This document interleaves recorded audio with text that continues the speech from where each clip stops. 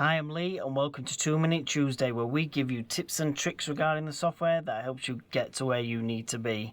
Today we're going to jump into Avontus Quantify and we're going to show you step by step on how to fix a resolution issue you may come across within Quantify.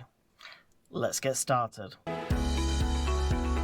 When you log into Quantify and you come across this issue where your equipment text is really large and your branches and your sites are really small and your header columns are missing where you can't see all the information, this is down to your computer resolution. Okay, a simple fix for this is to log out of Quantify, go into your settings, and this is for your computer or laptop itself. So if you think about separate monitors, you just need your computer resolution. Okay, so for me, I'm going to go into here. I'm going to change it back to 100%. Once I've done that, I can now log back into Quantify.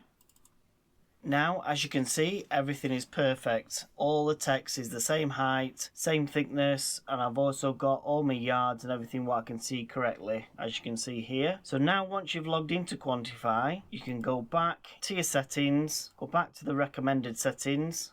Now, once you've completed and updated your settings to how you prefer, you're all good to go. So if you did like this video, please like and subscribe for more to come.